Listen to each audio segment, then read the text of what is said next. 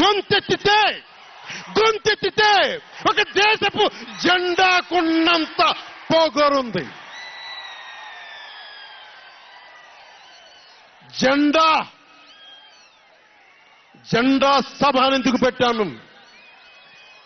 మీరు మోసే తెలుగుదేశం జెండా కానీ, జనసేన జెండా కానీ మన పోరాటానికి స్ఫూర్తి, మన విజయానికి స్ఫూర్తి. 2024లో మన పొత్తు విజయానికి స్ఫూర్తి మన జెండాలు. అందుకే ఇది జెండా సభ పెట్టాం. ఎన్నికల్లో బూతుల్లో వైసీపీ రౌడీలు గూండాలు బూత్ క్యాప్చరింగ్ చేస్తే ఆ జెండాని మడత పెట్టి కర్ర తీసుకొని ఎదుర్కొనేలాగా అందుకని జెండా సభ పెట్టాం.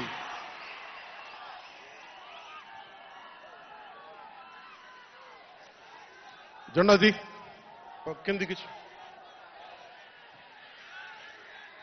వైసీపీ పాలనలో జగన్ కళ్ళ ప్రకారం అభివృద్ధికి ఒక మచ్చు తునక, ఓ చక్కటి గీటురాయి.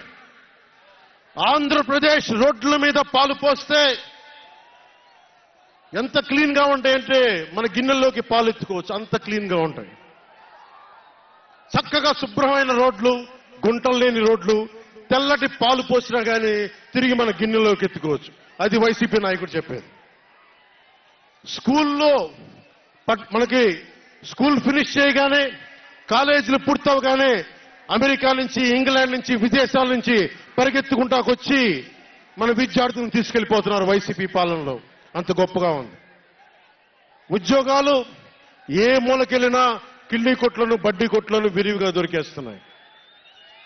కత్తిపోట్లు, గాయాలు, మర్డర్లు సినిమాల్లో తప్ప పాపం మన వైసీపీ పాలనలో ఎక్కడ లేవు. పిల్లలు కూడా ఇది మర్డర్ అంటే ఏంటి, పుడుచుకోవడం అంటే ఏంటి అని చూస్తున్నారు. ఈ 5 ఏళ్ల వైసీపీ పాలనలో క్లీన్ రోడ్స్ ఉన్నాయని, ఉద్యోగాలు అద్భుతంగా ఉన్నాయని, స్కూల్స్ విద్యార్థుల్లో పట్టభద్రులు అయిపోయి అందరికి ఉద్యోగాలు వచ్చేస్తున్నాయని ఒకటి పగటికల్లో ఉన్నారు. రోడ్ల మీద వెళ్లాలంటే రోజులు అయిపోతా ఉన్నాయి.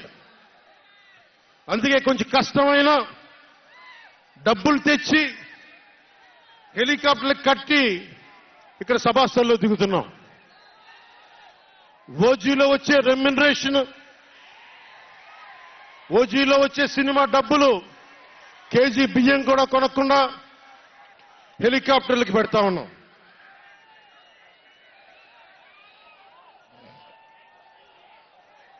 Behind every great fortune there is a crime అని ఫ్రెంచ్ రచయిత బాల్జాక్ అంటారు.